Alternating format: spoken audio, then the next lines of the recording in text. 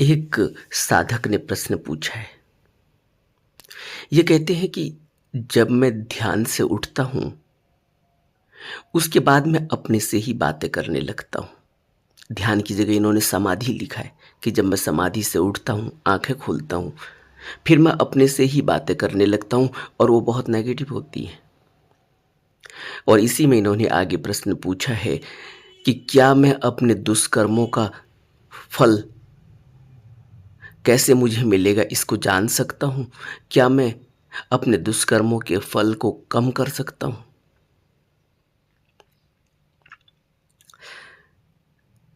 पहली बात तो यह है कि जो ध्यान करने के बाद आँख हम खोलते हैं और अपने से बातें करने लगते हैं,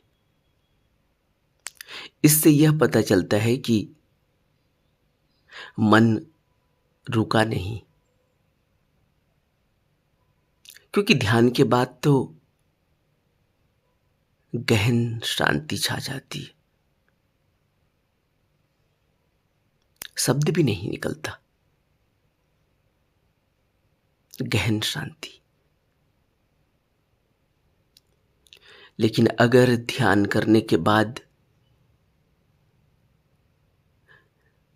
अपने से ही बातें कर रहे हैं, इससे पता चलता है कि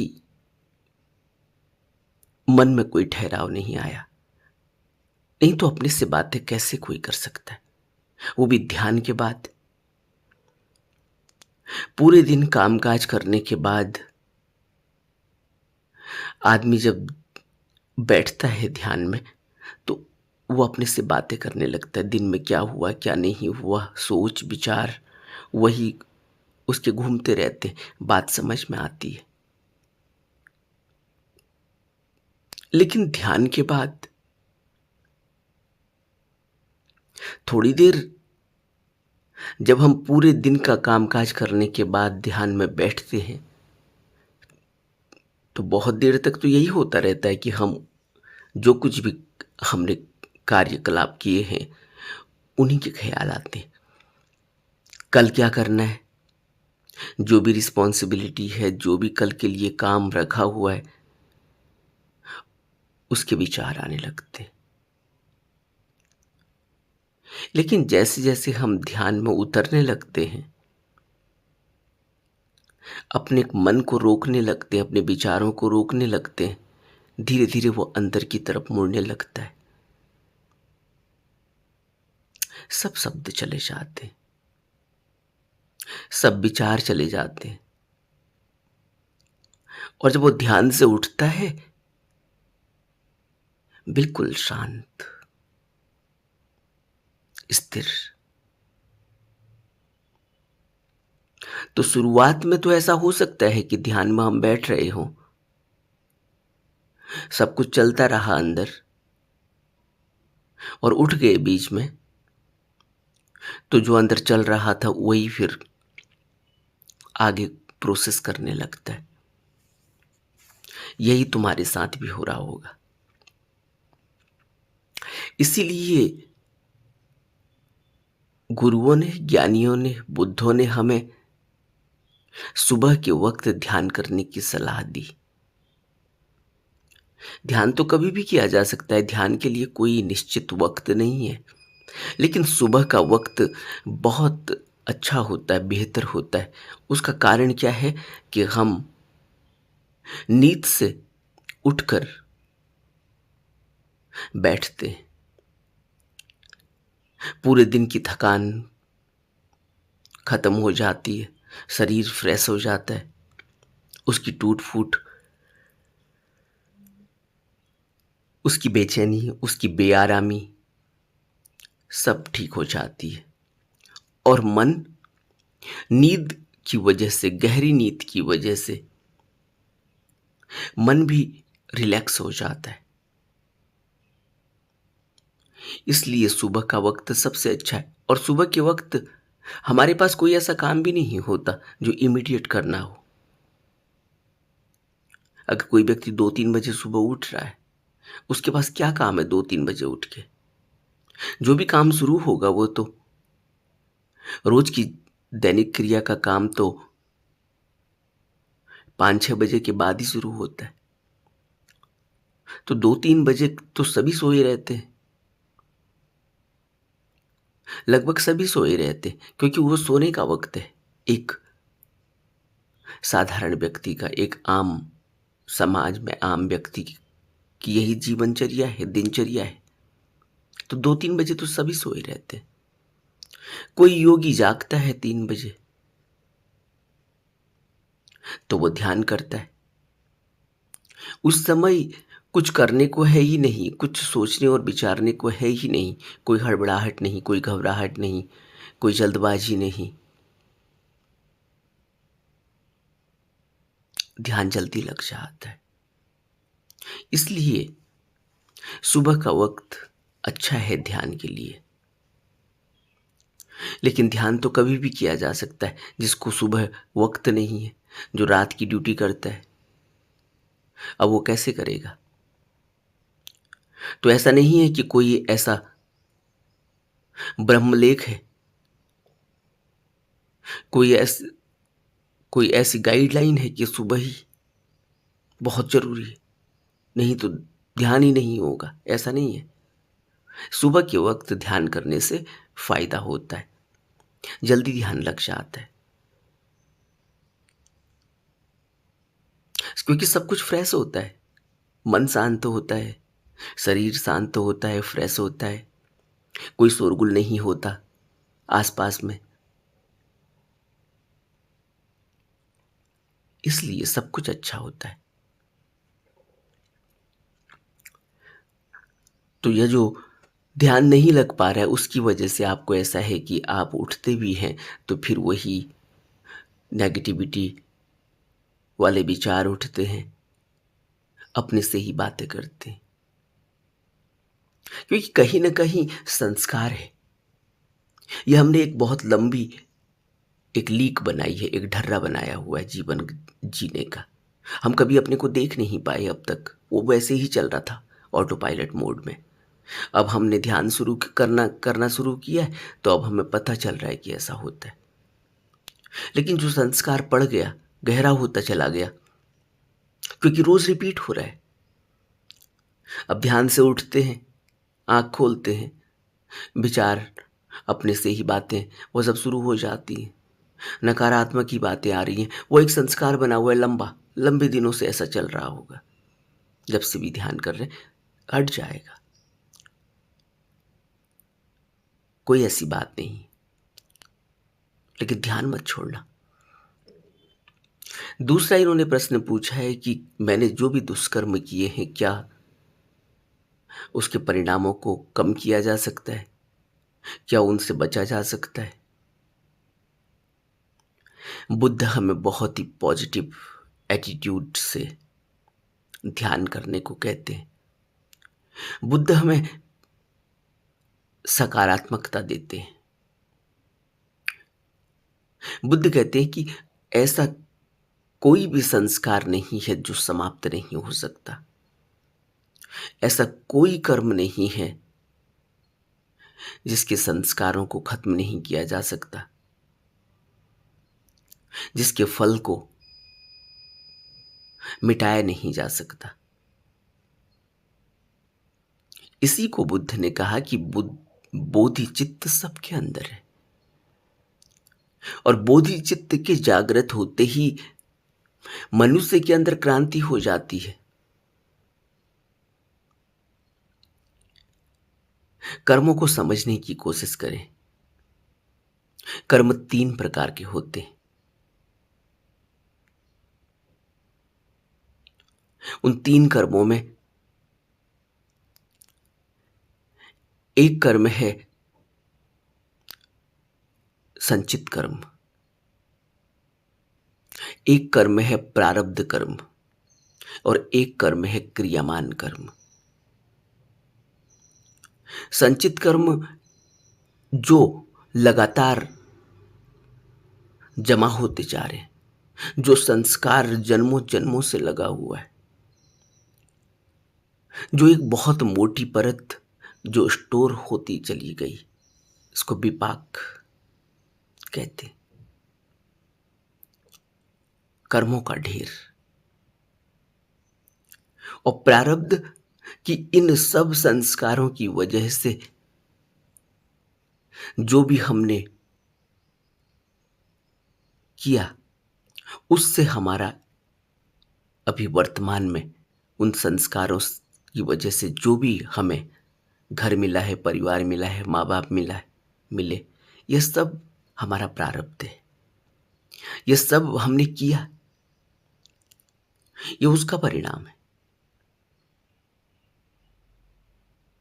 जो भी हमने पहले किया, अब बुद्ध कहते हैं कि कोई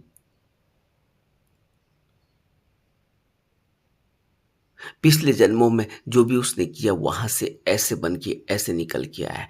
कितनी बुद्ध की इस तरह की कहानियां हैं, स्टोरियां हैं, गाथाएं हैं। धम्मपद में बुद्ध समझाते हैं, बताते हैं कि कहां से किस जानवर से आया है, मनुष्य से आया है, स्वर्ग से आया है, कहां से वो उतर के आया है, क्या था उसका पुराना पास्ट, क्या था उसका। उस पास्ट के बेसिस पे उसको यह शरीर मिलता है। इसीलिए तो बुद्ध कहते हैं कि बड़ा ही सौभाग्यशाली है वह मनुष्य जिसको मनुष्य जन्म मिला है इस बार।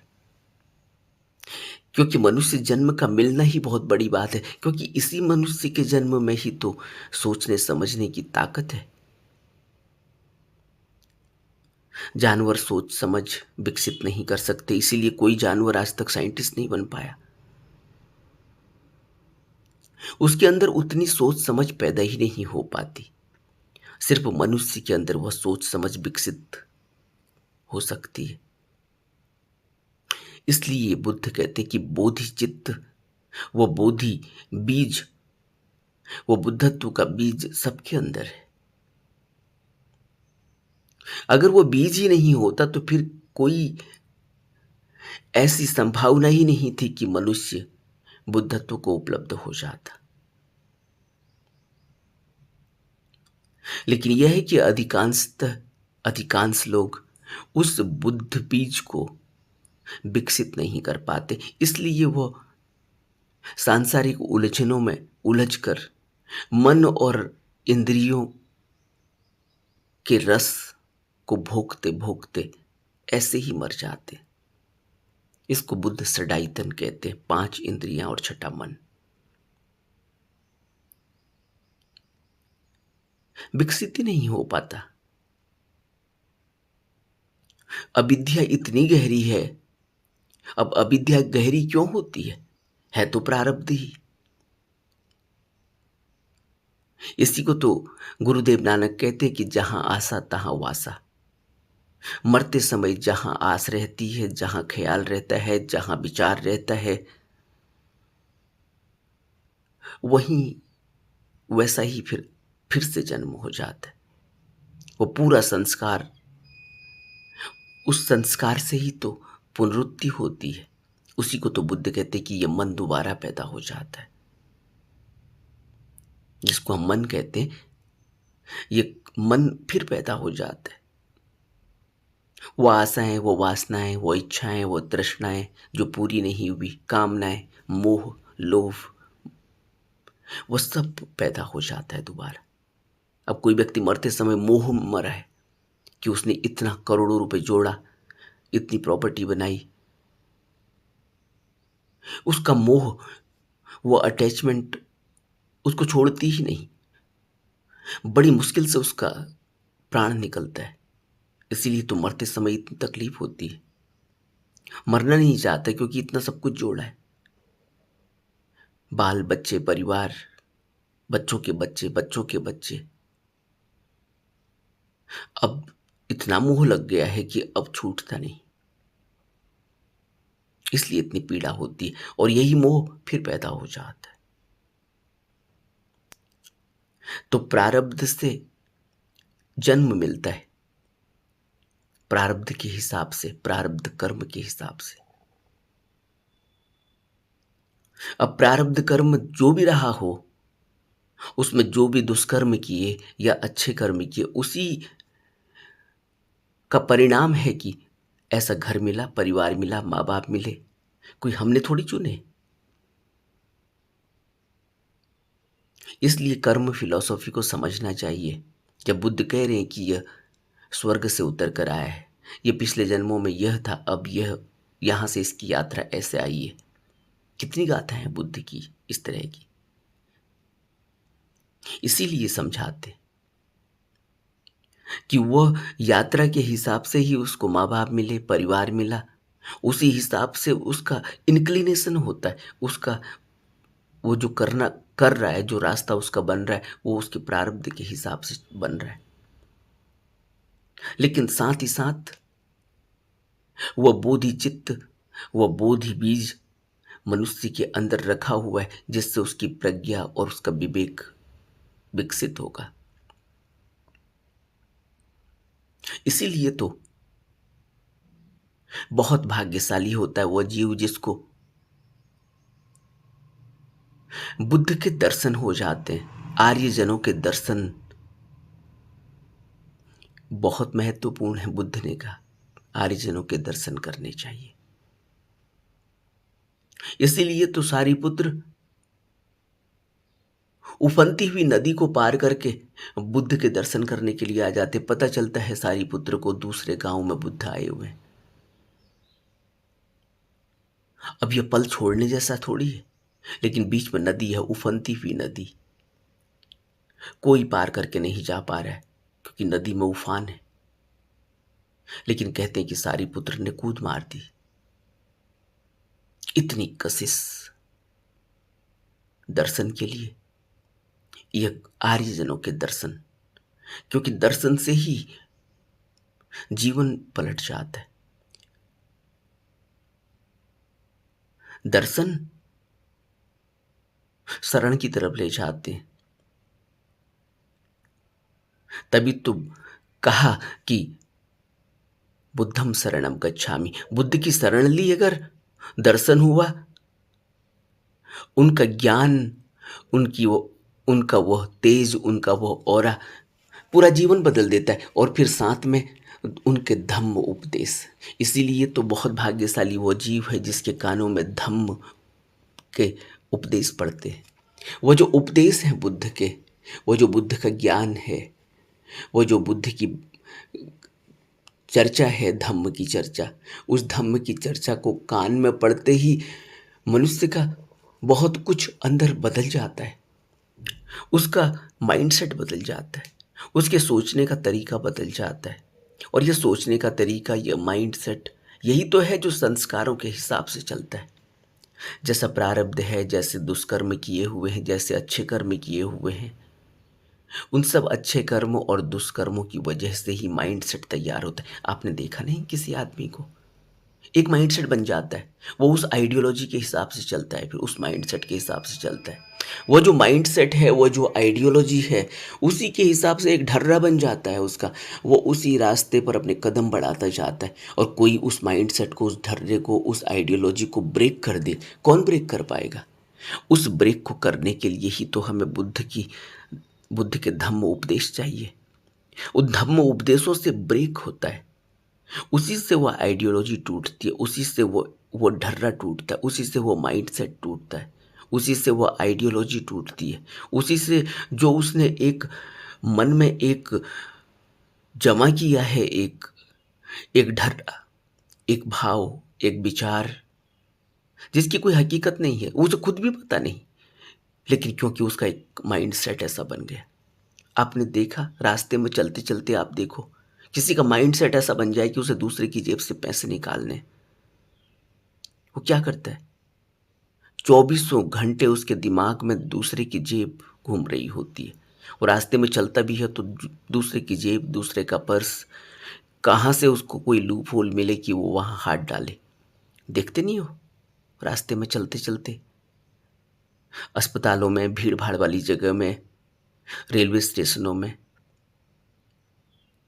बस स्टेशनों में, बसों के अंदर, ट्रेनों के अंदर, भीड़ भाड़ जगह में, वो आदमी अपना गुजारा करता है इस तरीके से काम करके, क्योंकि उसका माइंड सेट वैसा है कि उसने दूसरे की जेब से पैसे निकालने। किसी को चोरी का माइंड सेट है, वो देखता है अगर उसने मोबाइल ही चोरना है तो उसको पता है कि कहाँ उसको, वो एक नज़र में सबकी जेब में, किसके ऊपर की जेब में मोबाइल है, किसके मोबाइल निकल सकता है, किसका नहीं निकल सकता, किसने कहाँ रखा हुआ है। आप जब तक उस भीड़ में अंदर घुसोगे तब तक तो उसने न जाने कितने लोगों के मोबाइलों पर नज़र, उनकी जेबों पर नज़र डाल दी है कि कैसे निकाला जा सकता है, किसने कहाँ रखा है। ये माइंडसेट होता है। इस माइंडसेट के हिसाब से उसका एक ढर्रा बना हुआ है, वो उसका संस्कार है। तो जो आप कह रहे हो कि कैसे यह दुष्कर्म कम हो सकते हैं, कैसे इसका फल कम हो सकता है, तो बुद्ध कहते हैं कि सत्कर्म करो, कुशल कर्म करो। अब कुशल कर्म कैसे होंगे कि सबसे पहले तो यह देखना होगा कि मैं यहां गलत हूं। अभी गलत कैसे दिखिएगा? ये धम्म के उपदेशों से गलत का और सही का पता चलता है। बुद्ध के रास्ते पर चलने के लिए बुद्ध की बातों को सोचने और समझने से यह पता चलता है कि बुद्ध क्यों कह रहे हैं सील के नियम का पालन करो, नशा नहीं करना। एकदम मन ठिठकता है, नशा अगर करूंगा तो फिर बुद्ध के नियम, बुद्ध के रास्ते पर कैसे चल पाऊंगा। अब जैसे ही नशा छोड़ता है वैसे ही अब नशा छोड़ने के लिए प्रयास करता है। प्रयास करने का मतलब क्या है कि अब दुष्कर्म कम होने लगे। अब क्या होगा? अब खर्चा कम हो जाएगा। जब आप प्रयास करोगे तो तकलीफ तो होगी ही, लेकिन प्रयास करने का वो मनोबल कैसे पैदा हुआ? वो मनोबल पैदा हुआ जब आपने बुद्ध के उपदेश सुने, जब आपके अंदर एक विचार उठा उन उपदेशों को सुनने के बाद कि नहीं यार, बुद्ध सही कह रहे, मुझे अपने जीवन को बदलना होगा, मैं बर्बाद कर रहा हूं अपने जीवन को, मुझे नशा नहीं करना, मुझे तो ध्यान करना है। तब यह जो संकल्प जगता है अंदर, यह संकल्प इसीलिए प्रज्ञा का भाग है।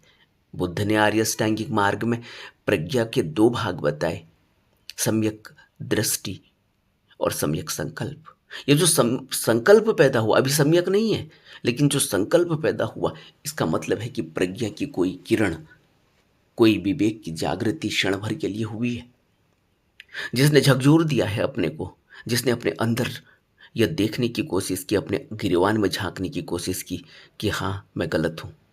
नहीं तो कौन आदमी मानता है कि मैं गलत हूं? गलत होने के बाद भी वो सीना तान के चलता है, बोलता है मैं गलत नहीं हूं, मैं ठीक हूं, मेरे को गलत तुम कह कैसे सकते हो। और ऐसा नहीं है कि ये जाहिल और अनपढ़ और गंवार लोग ऐसा करते हैं। बड़े बड़े प्रोफेसर, बड़े बड़े पीएचडी, बड़े बड़े डिलीट लिए हुए, बड़ी बड़ी डिग्रियां लिए हुए, बड़े बड़े प्रोफेशनल यही समझ रहे हैं कि वो ठीक कर रहे हैं, लेकिन जैसे ही जीवन के किसी मोड़ पर कभी उनको बुद्ध के ज्ञान का कोई शब्द उनके अंदर गूंजने लगता है, कान में पड़ जाता है, तब उनको पता लगता है कि वो नहीं, गलत है। और जब तक वो मानते हैं कि वो ठीक है, तब तक क्या होता है? घर में कलह कलेश है, घर टूट रहे हैं, परिवार बिखर रहे हैं, माँ बाप बच्चों से दूर जा रहे हैं, बच्चे माँ बाप से दूर जा रहे हैं। ये सब कुछ क्यों होता है? क्योंकि हर आदमी यही सोच रहा है वो ठीक है, दूसरे को ठीक करके रखेगा, दूसरे को उसके हिसाब से चलना चाहिए। लेकिन जैसे ही श्रवण होता है, धम्म श्रवण, ये धम्म श्रवण की आवश्यकता क्यों है इतनी, समझने की कोशिश करें। इसी से वह जो इन्होंने प्रश्न पूछा है कि कैसे दुष्कर्म कम होंगे, कैसे मुझे उन फलों को मैं कम कर सकता हूँ, क्या दुष्कर्म के फलों को पूरी तरह से खत्म भी किया जा सकता है? अब फल तो भुगत ही लिया गया है, क्योंकि प्रारब्ध जो था, जो भी कर्म किया था उसी हिसाब से ही माँ मिली, बाप मिला, परिवार मिला, समाज मिला, वो वातावरण मिला, वो माँ, वो बहन मिली, वो भाई मिला, वो नौकरी मिली। यह तो सब उसी जो पहले किया हुआ है उसी से एक ऐसी स्थिति में हम आए हैं। लेकिन अब यहां अगर विवेक जागृत हो गया, अगर यहां अब धम्म श्रवण हो गया, अगर अब यहाँ किसी आर्य के दर्शन हो गए, किसी बुद्ध की शरण मिल गई, तो क्या होगा? पूरा जीवन बदल जाएगा, आगे का जीवन बदल जाएगा, सब खत्म हो जाएगा, सब दुष्कर्म खत्म हो जाएंगे, सब संस्कार मिट जाएंगे। लेकिन कैसे होगा? यही पूरा खेल है। कैसे होगा? कैसे हम विश्वास कर पाएंगे कि यह बुद्ध है? कैसे हम विश्वास कर पाएंगे कि हम उसकी शरण ले लें? कैसे हम इतनी मेहनत कर पाएंगे कि हम उसके बताए हुए रास्ते पर लें, चलें, दीक्षा लें? यही आदमी चूक कर देता है। इसीलिए आधा अधूरा जीवन जी कर चला जाता है, संस्कार मिटते नहीं, फिर पुनरुत्ति हो जाती है, फिर इस बहुबंधन में उलझना पड़ता है, आना पड़ता है। लेकिन अगर शरण ले ली, इसीलिए तो पहला वाक्य ही बुद्ध का है, बुद्धम शरणम गच्छामि। बुद्धं शरणम, क्या है बुद्ध? कौन बुद्ध है? कोई आदमी है? यही तो प्रश्न पूछा था बुद्ध से। क्या आप कहते हो कि मैं कुछ नहीं हूं, और ये लोग बुद्धं शरणम गच्छामि कहते हैं, आपके चरणों में गिरते हैं, आप कहते हो मैं कुछ भी नहीं? तो फिर ये क्यों ये आपके पीछे लगे हुए हैं? बुद्ध कहते हैं ये अभी जानते नहीं कि जो ये मेरी शरण ले रहे हैं, अगर ये अपनी ही शरण ले लें, लेकिन अपना इनको पता नहीं, इसलिए इनको बाहर किसी में वो बुद्ध, अगर अभी एक भाव, एक श्रद्धा ही पैदा हो रही है, तब भी ठीक है, कहीं शरण ली तो सही, कहीं झुके तो सही। लेकिन एक स्थिति ऐसी बनी कि झुकते झुकते, शरण लेते लेते, जब ये अपनी ही शरण ले लेंगे, अपने ही उस बुद्ध की शरण ले लेंगे, ये बुद्ध बीज तो अंदर ही है। जब बुद्ध बीज विकसित होने लगेगा तो बुद्ध अपने अंदर ही प्रकट होने लगेगा। फिर बुद्ध की शरण किसी बाहर शरीर में थोड़ी लेनी है। तभी तो बुद्ध कहते हैं कि मेरे शिष्य को अब कोई दूसरा गुरु, शारीरिक गुरु खोजने की जरूरत नहीं है। तुमने शरण ले ली, तुम शिष्य बन गए, तुम्हें पता चल गया कि बुद्ध कौन है। बुद्ध तो अपने ही अंदर बोधि बीज में है, उसको विकसित करना है। उसको विकसित करने के लिए वो वातावरण चाहिए, वो हवा चाहिए, वो पूरा नियम संयम अनुशासन चाहिए।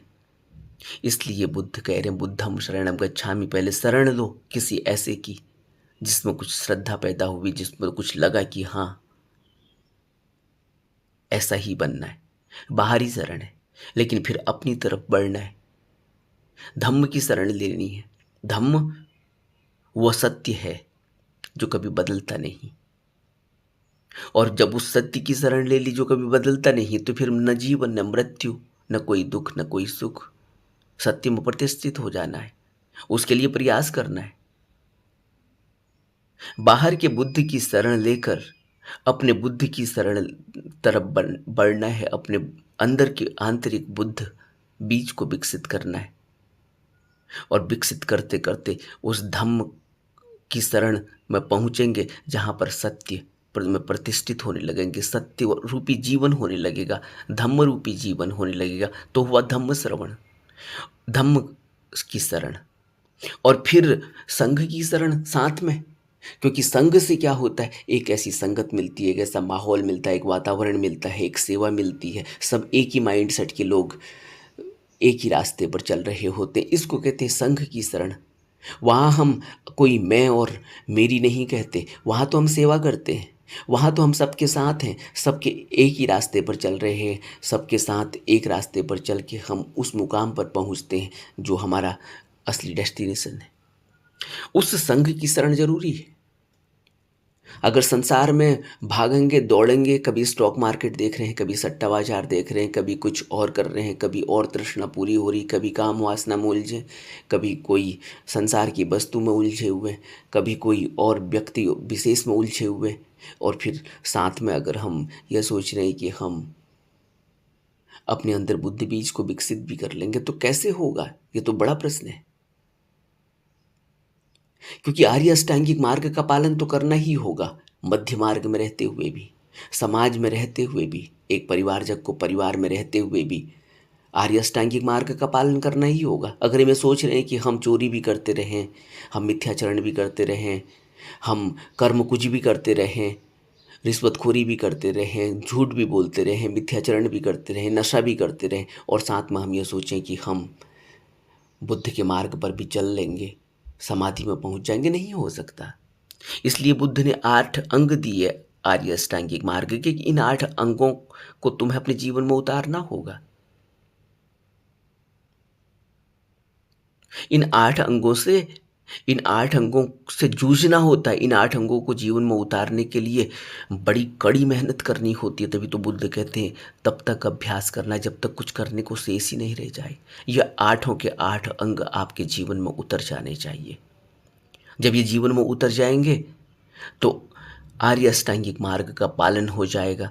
आर्य अष्टांगिक मार्ग जीवन में आ गया और जीवन आर्य अष्टांगिक मार्ग के हिसाब से चलने लगेगा। तो सोचो, सम्यक दृष्टि पैदा हो गई, सम्यक संकल्प पैदा हो गया, यानी प्रज्ञा पैदा हो गई। और बुद्ध ने कहा कि जिसके अंदर प्रज्ञा पैदा हो गई वह निर्वाण तक पहुंच ही जाता है, क्योंकि प्रज्ञा और निर्वाण दोनों पूरक है। प्रज्ञा से ही निर्वाण तक पहुंचा जा सकता है, और इसीलिए कड़ी मेहनत की आवश्यकता है। इसीलिए इन बाहरी वातावरण का सहारा लेना होगा, इसीलिए बाहरी ज्ञान का सहारा लेना होगा। ऐसा थोड़ी है कि अंदर से बोधि बीज वैसे ही विकसित हो जाएगा, क्योंकि संस्कार तो बहुत गहरे हैं। पाप कर्मों के हैं, दुष्कर्मों के हैं, अच्छे कर्मों के भी हैं, वो भी संस्कार ही हैं। तो अगर उनसे अब निकलना है बाहर तो उस वातावरण में आना होगा। इसलिए बुद्ध ने अपने बुद्ध वचन में शुरू में ही कह दिया, सत्पुरुष की संगति, धम्म का श्रवण। बिना इसके तो शुरुआत ही नहीं हो सकती। इसलिए बहुत जरूरी है कि पहले बाहर का वातावरण बनाया जाए, खोजा जाए। यह इतना करना होगा। अगर कोई सोचे हम कि नहीं हमें कोई पहुंचा देगा बुद्ध के पास, बिना वातावरण के, बिना उसके हम यह सब अपने से ही कर लेंगे, इतनी मेहनत तुम्हें करनी होगी। तुम्हें किताबों को पढ़ना होगा, तुम्हें धम्म ग्रंथों को पढ़ना होगा, तुम्हें बुद्ध के वचनों को समझने की कोशिश करनी होगी, तुम्हें किसी उस ज्ञानी पुरुष के पास तक जाना होगा, उसके पास बैठना होगा, उससे कुछ लेना होगा, उससे कुछ मिलेगा तुम्हें। न हो वो पूरा ज्ञानी, लेकिन कुछ तो फिर भी तुम्हें देगा। जितना उसने यात्रा की है उतना तो देगा। तभी तो बुद्ध आलार कालाम के पास जाते हैं। बुद्ध भी तो नहीं तो बुद्ध से पहले भी तो बुद्ध हुए थे। बुद्ध बैठ जाते किसी मंदिर में, किसी प्रतिमा के सहारे, किसी पुराने बुद्ध की प्रतिमा को लेकर। क्यों बुद्ध आलार कालाम के पास गए? यह एक बड़ा प्रश्न है, विचार के लिए, विचारणीय है। तो समस्त दुष्कर्मों का प्रभाव खत्म हो सकता है, बुद्ध कहते हैं हमसे। और बुद्ध हमें सांत्वना देते हैं, बुद्ध हमें आशा बधाते हैं कि सब सत्कर्म पैदा होते चले जाते हैं, कुशल कर्म पैदा होते चले जाते हैं, तो सभी पाप कर्मों का नाश होते चला जाता है, सभी दुष्कर्म खत्म हो जाते। लेकिन यह है कि जिस अवस्था में भी अभी आप हैं, प्रारब्ध के हिसाब से जहाँ भी जीवन मिला है, जो भी परिवेश मिला है, जो भी समाज मिला है, जो भी देश मिला है, जो भी मजहब मिला है, वह तो अब भुगतना ही होगा। अगर हम ये सोचेंगे कि अब तो फिर हमें बुद्ध मिल ही गए, तो बुद्ध की शरण ले ही ली, कोई गुरु मिल ही गया, तो अब क्या करना है, हमारा सब कुछ कट जाना चाहिए अपने से ही, अपने से ही। ऐसा नहीं होगा कि फिर हम तुरंत ही बुद्ध पैदा हो जाए, बुद्ध बन जाएंगे।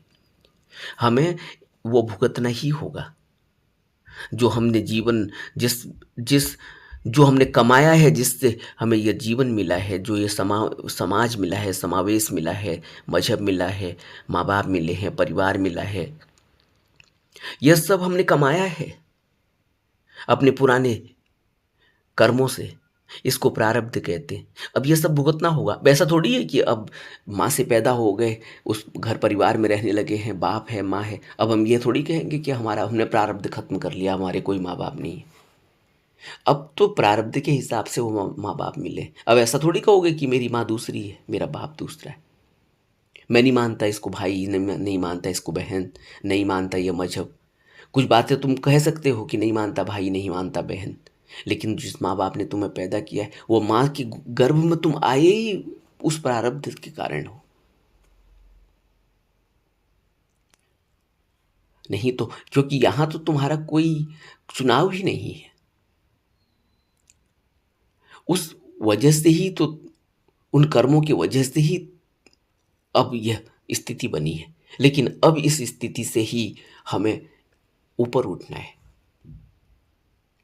अभी किसी ने प्रश्न पूछा था, मैंने उसका जवाब नहीं दिया। वो कहते हैं कि बुद्ध अगर बन ही गए तो फिर क्यों बीमारी है? बुद्ध अगर बन ही गए तो फिर वो तो किसी भी परिस्थिति से बाहर निकल सकते हैं, किसी भी परिस्थिति को समझ सकते हैं, किसी भी परिस्थिति से अपने को निकाल सकते हैं, किसी भी बीमारी को उनको पहले ही पता चल जाना चाहिए। कुछ इस तरह का प्रश्न किसी ने पूछा था। वो तो निकले ही हुए हैं, लेकिन शरीर में हमें पता नहीं चल रहा है, क्योंकि हम तो शरीर देख रहे हैं। हमें लगता है कि कितना कष्ट हो रहा होगा, बुद्ध को बीमारी हो गई, बुद्ध 3 महीने से पड़े हैं। ये तो हम कह रहे हैं ना। और बुद्ध स्वयं कहते हैं कि जब मैं उस अवस्था में होता हूं तो मुझे पता ही नहीं होता, लेकिन जब मैं फिर से शरीर में समावेश करता हूँ, फिर से शरीर के क्रियाकलापों में उतरता हूँ, शरीर को इस्तेमाल करता हूँ, तब मुझे शारीरिक स्थिति का पता चलता है। और जब मैं समाधि में होता हूँ तो मुझे शारीरिक स्थिति का पता नहीं चलता, तो मुझे यही पता नहीं कि क्या कष्ट हो रहा है, क्या नहीं हो रहा है। इसको कमलवत जीवन जीना कहते हैं। लेकिन हमें लग रहा बुद्ध 3 महीने से बीमार हैं, खा नहीं रहे, ये नहीं कर रहे, वो नहीं कर रहे। हमारे अंदर प्रश्न उठता है कि बुद्ध बीमार क्यों होते हैं? बुद्ध हुए वो, उनको तो पहले ही पता चल जाना चाहिए कि बीमारी आ रही है, पहले ही दवा खा लेनी चाहिए। अब हम यह नहीं समझ पा रहे कि ये जो शरीर है ये 4 धातुओं से मिलकर बना है, और 4 धातुएं जिस तरह से बदलती हैं, ऋतु बदलती है, मौसम बदलता है, उस हिसाब से शरीर पर प्रभाव पड़ने लगता है। शरीर उसी हिसाब से बदलता है, क्योंकि इन 4 धातुओं से ही ये शरीर चलता है। अगर हवा शुद्ध नहीं है तो शरीर पर प्रभाव पड़ेगा ही, क्या नहीं पड़ेगा? शरीर के अंगों पर प्रभाव पड़ेगा। शरीर अगर हवा शुद्ध है तो प्रभाव पड़ेगा, हवा अगर अशुद्ध है तब भी प्रभाव पड़ेगा। अगर तेज यानी सूरज यानी गर्मी अगर ज़्यादा है वातावरण में, कुदरत में, तो शरीर पर प्रभाव पड़ेगा। कम है तब भी शरीर पर प्रभाव पड़ेगा। पानी किस तरह का है, किस तरह की वातावरण में मॉइस्चर है, उससे शरीर पर प्रभाव पड़ेगा। अब कोई कह दे कि वो बुद्ध का शरीर है, उस पर प्रभाव ही नहीं पड़ना चाहिए। शरीर 4 धातुओं से बना होता है, इस पर प्रभाव पड़ेंगे, लेकिन शरीर सब कुछ थोड़ी है। मन से ये शरीर में मैनिफेस्टेशन हो रहा है। शरीर में जो भी क्रियाकलाप चल रहा है, इसका उठना बैठना चलना, इसमें जो भी खून दौड़ रहा है, ये सब मन की एक मन से शरीर मैनिफेस्ट कर रहा है, मन मैनिफेस्ट कर रहा है शरीर में। तो शरीर सब कुछ नहीं है, मन भी सब कुछ है। और मन की क्या स्थिति है? बहुत बार ऐसा भी तो होता है कि शरीर को कोई दिक्कत नहीं है, लेकिन मन में दिक्कत है। आपने देखा नहीं? वहीं तुम्हारे बगल में दूसरा आदमी बैठा हुआ है, उसको कोई दिक्कत नहीं हो रही है, वो बगल का आदमी भी वही सुन रहा है जो तुम सुन रहे हो, वो बगल का आदमी भी वही परिस्थिति में रह रहा है जिस परिस्थिति में आप रह रहे हो, लेकिन आपको दिक्कत हो रही है, उसको नहीं हो रही। या आपको बिल्कुल दिक्कत नहीं हो रही, आप हंस रहे हो और वो उसी परिस्थिति में रो रहा है। आप उसके बगल में उसी धूप में खड़े हुए हो, आपको कुछ नहीं हो रहा, लेकिन वो आदमी रो रहा है। वो कहता है कि इतनी तेज धूप है। वो उसके लिए दुनिया भर के लोगों को अपनी नकारात्मकता से बताएगा कि ये इसकी वजह से है, इसकी वजह से मेरे को ये हो रहा है। कोई कहेगा पत्नी की वजह से हो रहा है, बच्चों की वजह से हो रहा है, पर घर परिवार की वजह से हो रहा है, समाज की वजह से हो रहा है। वहीं बगल में दूसरा आदमी खड़ा है, वो बिल्कुल शांत खड़ा है। तो आप क्या कह सकते हो कि बुद्ध को कोई बीमारी होती है तो बुद्ध उतने परेशान है जितने तुम परेशान हो? बुद्ध वहां है ही नहीं। बुद्ध का मन बिल्कुल स्थिर है। तो मन की झंझटों से शरीर में मैनिफेस्टेशन हो रहा है, मन जितना ही कंपन कर रहा है, शरीर उससे ज़्यादा कंपन कर रहा है। लेकिन यह जो स्थितियाँ हैं, ये बताने से इसका कुछ होने वाला नहीं है। बताने से थोड़ी देर के लिए मन में अगर बात बैठ भी जाए तो फिर निकल जाती है। ये सब अभ्यास से महसूस किया जाता है और बिना अभ्यास के इन बातों को कोई कह भी नहीं सकता, जो तुम्हें कही जा रही हैं। अगर तुम समझ सको तो यह सब कुछ तुम अपने अभ्यास के ज़रिए अपने जीवन में भी देख पाओगे। हर कोई बुद्धत्व को उपलब्ध हो सकता है। ये बुद्ध ने घोषणा की है। इसीलिए मनुष्य जन्म की आवश्यकता है। इसीलिए सभी ग्रंथों में इस बात को दर्ज किया गया है कि देवी देवता भी इस जन्म के लिए तरसते हैं।